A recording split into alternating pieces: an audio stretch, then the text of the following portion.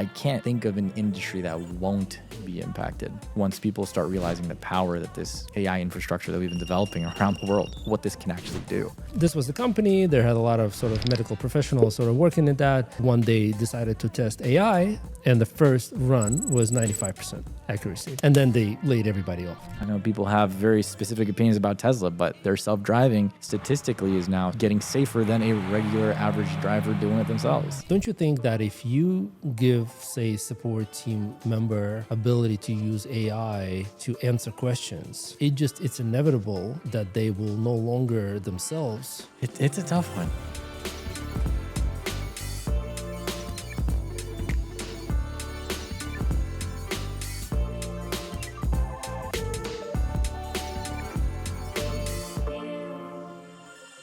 So one of the questions that I had for you, Reggie, is we spent so much time building our team's knowledge and experience and expertise with our product, with our systems, with our customers. And as we often talk about the automations and AI, obviously, both of us, we are always on the lookout for how to make our teams more efficient and better at what they do. So on the technical side, we've been using Copilot and we've been using Cursor. These tools allow you to basically have parts of your code basically auto-generated for you. Quite amazing.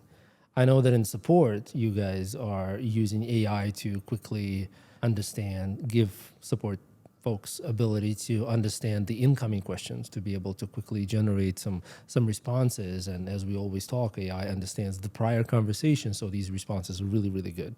Do you though think that ultimately, while this is a quick gain in productivity out of the gate, do you think this is though detrimental to our ability to build expertise within the team? Don't you think that if you give, say, support team member ability to use AI to answer questions, it's inevitable that they will no longer themselves know the answers to, some of the more important questions, that we typically answer? It's a tough one. You mentioned it earlier, but if you take Steph Curry, you drop him in the NBA with no prior experience, meaning like not even in high school, middle school, no junior league, nothing, not even Pee Wee League, if they even have those for basketball. I think if we did that with Steph or any Olympic athlete, I think the quality of athletes, the wow factor of their performance on TV or in the game drops significantly. We maybe they never go back get into the NBA, right? Because they didn't have all those years prepared. But if everybody, right, in a world where everybody was relying on AI, for example, everybody's almost at that level, right? And so the output becomes not necessarily great. And in the world where we're trying to develop high-performing team members, it's tough because I do, right? Like I have been trying a few different tools with our team for the last couple of months, and I'm looking for a balance where how can I improve efficiency but not decrease our ability to develop high-performing team members? Example, one of the tools that we've been trialing helps our team to respond more quickly. It doesn't take away from the need for us to do the investigation if there's an issue and outline exactly what we need from the customer. But what we used to take, let's say, 10 minutes to craft a response or questions that we need to get follow-up from the customer on is now just a couple of bullets that we type into the AI system, which then outputs a better crafted message with our tone, with our frameworks. So we're shaving maybe 5 or 6 minutes off on every support ticket. My concern with that is, how do I then make sure that when now we're getting on a customer call, on a video, right, that we haven't forgotten how to be on a call with a customer and be nice and be kind? And we've been so used to bullets and just right to the point with AI that we lose the entire sense of engaging with another human being. I don't know how to fix that or how to prepare for that. And the world without the use of AI to you is just sort of unacceptable because you're going to have that extra 6 minutes per question, per answer? At scale, right? If I'm saving 6 minutes per ticket, and there's, I don't know, let's just lowball it, 10 support tickets that come in per day, that's an hour, right? And if is that an hour? I think it is. Yeah.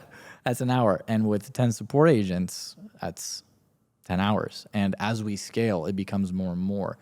I think the challenge is with everybody else automating and adapting to AI, if we get left behind in the sense that we don't do these sort of things, we don't sacrifice in important areas of the business by using AI, that we could get to a point where costs, I mean, we've seen costs go up in almost every industry. Things are getting more expensive. Wages, for better or for worse, are getting, higher. Will it get to a point that as an organization, it is impossible to scale without implementing these sort of automations?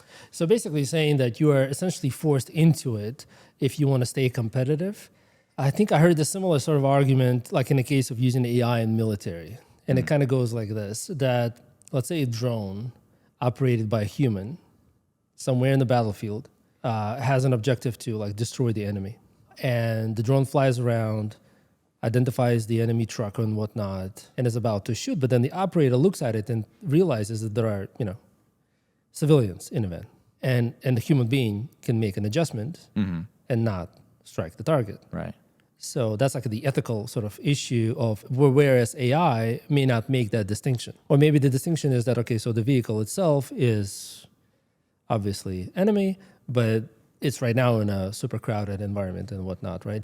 And there's like this ethical argument, but then the other side of it says, well, if the enemy is using AI and you're not, then your decision-making is just going to be too slow and you're going to lose every battle. So you're almost like you have to use AI, even though there's like the ethical issues, right? So to correlate that to what I was asking for is, so not killing anybody, but your goal, right, is to make sure that the team members are trained on the platform.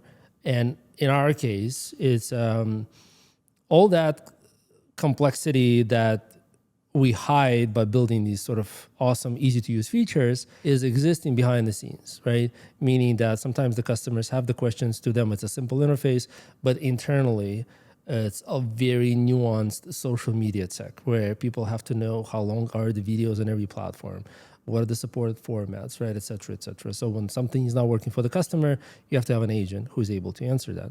And you know how much time we dedicate to training, the training modules, the meetings with the product team, right? So it's an ongoing thing. And then you have that resource who's got all that knowledge, right? Who can answer any question, who can go back in time, who can really provide insightful sort of information, right? Then you utilize that not just to answer questions, but you use that in sales, right? You subsequently use that as a product evolution. All of a sudden, that person can now recommend ways of improving the system because there is this amount of knowledge that's sort of accumulated in that person. And we've always been thinking of that, of being of tremendous value. Yeah. At the same time, we've always sort of complained, right? And because of how long it takes. Right. It takes, in our case, I think our base training takes about 6 months. Yeah. Full expertise, probably more like a couple of years, right? And then I feel that that is in total conflict now, right, with the need for AI. So further to this point, kind of taking us back to the example of coding, which is sort of my domain, right? I've been in the industry for 25 years. So I've been coding for like 25 years plus, like as a kid. At that, all 30 years, right? Wow. Day in and day out, honing my skill, right? So I'm out there practicing every day. So by now, I'm essentially, and I don't mean that in a super complimentary way, but I am NBA level coder, basically. If there is a league for coders, I'm an NBA. Not because I'm that smart, but just 30 years will do it to you. I had all that time practicing. And we're building systems, right? We have to have that experience, right? We have to have it. And if I did not have all those 30 years practicing, I would never get to that level. Yeah. Right? The reason why I got to that level is because I was practicing every day, but instead of practicing, if I would just get answers, that problem solved for you by AI. So this is another problem. I will never get to the level. So basically, I will never be able to do what I can do today. I will never be able to sort of guide people. So I'm not sure how to balance the need, both from the competitive perspective to go faster, from the scaling perspective to go faster, and which gives you like these short-term gains in performance, right? That you can get that system built quicker, you can get those responses done faster. You don't have to hire right now. But I think that's like a short-term gain versus the long-term pain, because in the long term, right?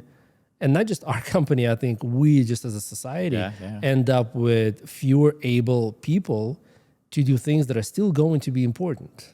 Unless perhaps I'm just being just a bit too stubborn in terms of progress in a way that, and I think that's the example that you've used, where there was a time when people didn't use calculators in high school, right? And they kind of just, and then the calculators were allowed. And yes, it made us maybe worse at math, meaning like, Yeah. how easily can you multiply two-digit numbers? Like probably like my dad's generation, probably like this. My generation, not so much. But I guess it didn't mean that the world sort of came to an end and we made less progress, right? So maybe I'm a little stubborn there, but it's still, it bothers me that this sort of speed, the necessity to go faster and more scalable and compete kind of conflicts with a very fundamental need to have teams that are then know and can innovate. I think the challenge here is that maybe we're assuming that by AI taking, let's say, the foundational or the learning steps, or in my case, let's say for the support team, the tier 1 resolutions, for maybe a business out there, it's handling the basic customer requests or basic services for a customer. But I guess back in the day, and I'm not very technical, so correct me if I'm wrong here, way back in the day, early computer stages, we were zeros and ones. And that's really the foundation of how software, hardware, all that stuff kind of works, right? Zeros and ones. At one point or another, we moved from that to, what is it, C Sharp, C++, Sure. right? And then from there, like, we evolved. I wonder if there's a world where, let's say just for the development team for a second, we get AI to handle the zeros and ones for us, which is, let's say, the basic coding, spitting out regular code. And our engineers are now taught how to work alongside AI to improve what they're building, to troubleshoot what they're building, or at its core, improve AI in itself. And I wonder if that's the version of, hey, we no longer really code in zeros and ones, at least not the majority of us, right? We are now in Node and React and whatever else that we're working on because those basics are taken care of by a machine. I think we no longer code in zeros and ones for sure, but I think assembly language, which is basically the zeros and ones you're referring to, is still part of the curriculum for computer science classes. So at least it was for me, and I'm pretty sure it still is, because it's fairly fundamental to your sort of understanding of memory in the computer, of how processors operate. Sure. If we go back to, let's say, even like the support example, there is one aspect of it which is just pure knowledge of various sort of product-specific things that you must sort of relay back to the customers. But something that we also always kind of often speak about, which is also a skill, is critical thinking. Yeah. Right? Ability to take the information that you have, and provided that you have it, and relate that to an entirely different situation, yet maybe followed by the same pattern or principle. So I think the sort of foundational knowledge of things allows you to kind of be able to be better sort of professional at whatever job that is. So if you have solid understanding of what memory and how it works, you'll be a better developer. Yeah. All the while, I want to point out that even since I went to college, and this was like in the mid 90s, when computer science was the way into sort of the programming and just development. Subsequently, I do know that a bunch of other majors have been developed where things like assembly language was not part of the curriculum. So that's probably what you're referring to by a lot of people getting into coding without that sort of fundamental sort of ability and still are great coders. So like, for instance, my sister, she's an awesome developer. At least she used to be before she kind of decided on a simpler path of business business analysis. I think she does today. But she became an awesome developer with absolutely no background. But she was just good at it just because naturally she's smart, right? A lot of that for sure. But I think fundamentals of knowing and have that be replaced by quick answers, I just don't think, as I said, short-term gains are necessarily worth it. But at the same time, I wouldn't know how to scale without AI. So, but more importantly, I guess, yes, you can solve the AI. And it's probably okay to have the AI, right?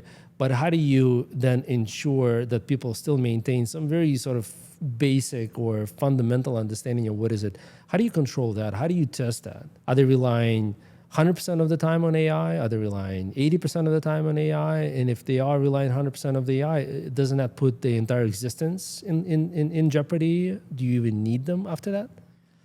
I think it depends on the industry.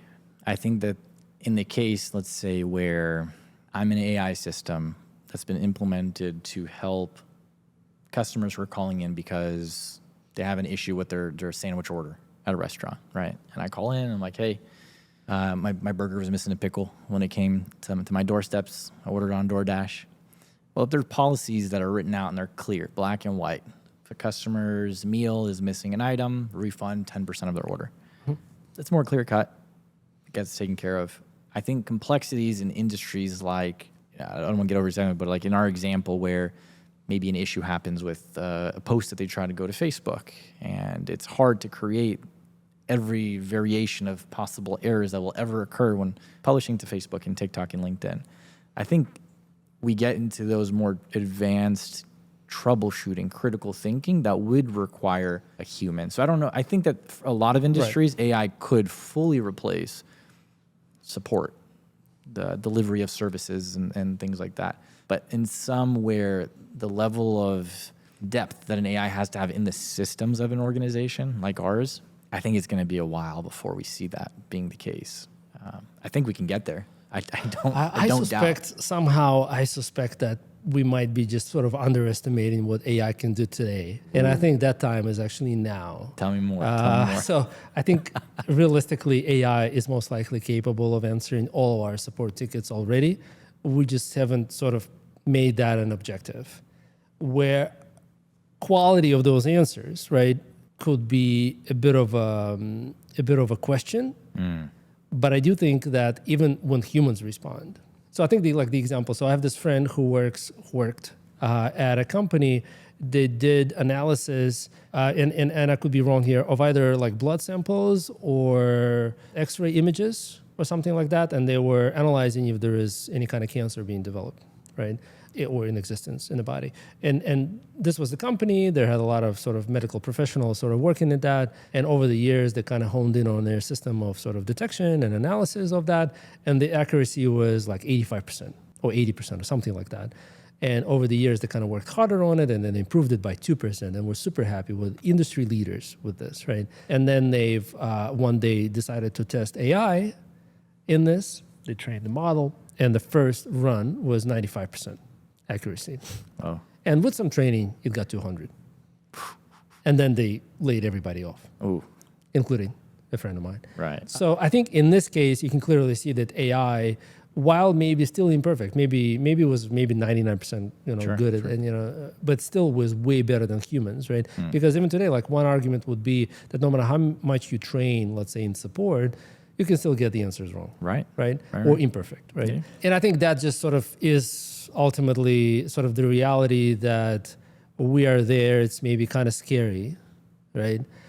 But it is the sort of the unfortunate sort of jump that tech makes sometimes from generation to generation, where swaths of people can sort of become completely sort of irrelevant, right, or unneeded, us included eventually one day, right? So I think that's ultimately the reality, right? Yeah, I think the difference, at least that I'm seeing here, is that we've had this happen several times in history, right? More recently, within a 15-year period, we see something like the release of the modern car, Ford and all these other cars.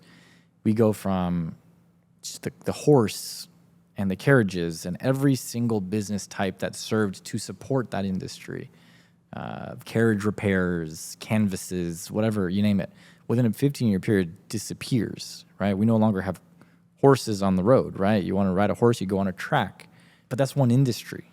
And I think the impact right now that we're seeing, the potential impact, is that I can't think of an industry that won't be impacted once people start realizing the power that this AI infrastructure that we've been developing around the world, what this can actually do.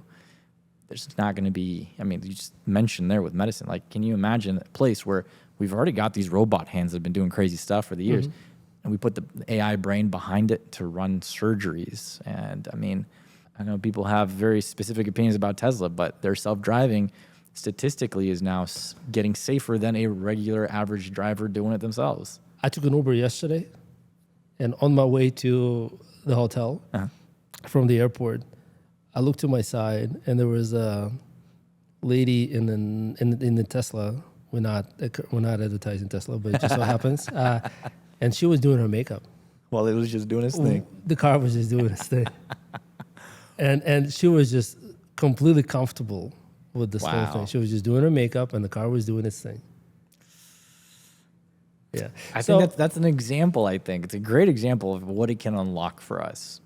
I'm sure there's a lot of car enthusiasts who will be upset if there's ever legislation that says humans are no longer allowed to drive. Our AI systems and self-driving vehicles are just too safe.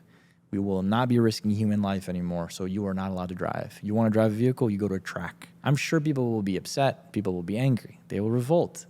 But as with any industry, any revolution that occurs with technology, it is inevitable. It will happen. And it unlocks other things, right? Now I get to work in my car. And as I'm commuting to work, I can solve some emails or listen to a podcast, watch a movie, right? Things that you generally don't do in a car.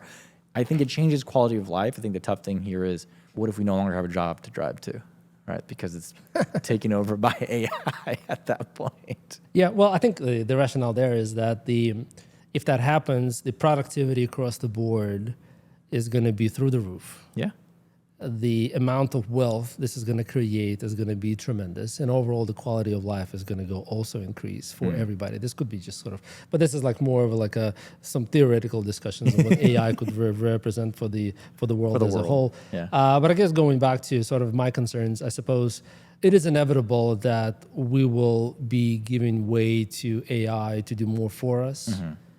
I think it's inevitable that the people out there, unless they have the discipline to learn, will know less. Yeah. If they do fall into that pattern, their value to to the businesses is going to be less. Yeah. But ultimately, perhaps the quality, right, of what we make is only going to get better. And I think that's maybe sort of a bit of a positive in this. It's a little scary. Right? It feels a little problematic because that's not how we kind of understand the world. We feel like in this world, you want to have the experts doing expert things, but it seems as though the tech is just sort of outpacing us. Yeah. And outpacing sort of our ability to kind of build things and build them in a quality way and provide the kind of service that people begin to expect. And those expectations are only growing faster, more accurate, with the resolution. But yeah, so thanks for the time. And I'm glad that we are somewhat on the same page, that the future is not as bleak. Yeah. Although it is a little frightening. It's a little, I might have to go change my LinkedIn to open to work very soon. Thanks, Itali. Thanks, man.